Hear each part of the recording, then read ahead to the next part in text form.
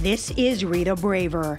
It might not look like a revolutionary brigade, but this chicly dressed posse fanning out to runway shows at New York's recent Fashion Week represents the avant-garde of luxury online shopping. They spot trends and choose merchandise for a high-fashion website called Net-a-Porter, a play on the French phrase prêt-à-porter, which means ready to wear. Net-a-Porter is a cross between a fashion magazine and a store. 10 years ago, Natalie Massenet, daughter of a Chanel model, decided women were frustrated when traditional fashion magazines featured fabulous items, but then It was all left up to the consumer to try and scour the globe to find it. For spring-summer 2010, Burberry... So Net-a-Porter set out to make it easier to click and buy the latest fashions hot off the runway. At first, investors were skeptical that anyone would purchase big-ticket items, some costing thousands of dollars, on a website not linked to a brick-and-mortar store. And I always said, do not underestimate the power of a woman to shop. Today, Net-a-Porter, which is privately held, claims 10,000 new customers every month. When we started, we said, assume every customer that shops with us is Madonna. Give them all the star treatment. Processing centers ship clothes all over the world.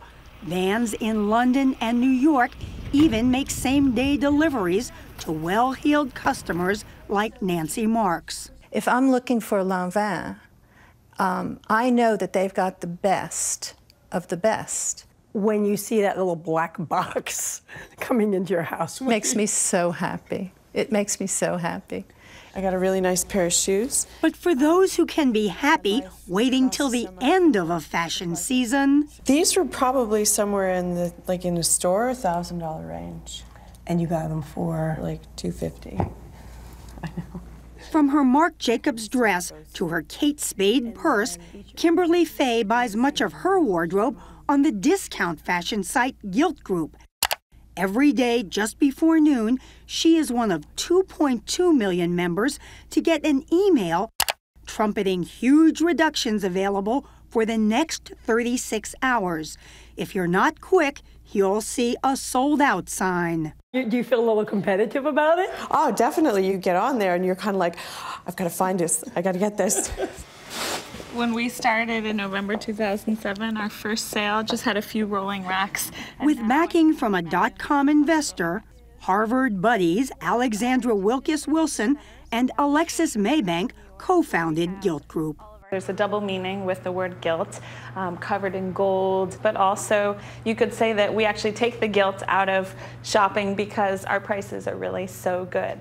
They buy up overstocks from top designers and photograph each and every item. We have 7 full-time photo studios that are constantly photographing. The biggest challenge, convincing high-end designers that they would benefit from having their fancy brands featured on a discount site. They're reaching a new consumer, and maybe often for the first time, that they will become loyalists. Gilt Group, which is privately held, projects gross revenues of almost $500 million for this year. And they've added men's, children's, and even home products. But don't worry, nobody in the dot-com fashion world is predicting that stores will disappear. There's always going to be the store. Women love shopping with their girlfriends, and that social experience, that sport, and that's not going to go away.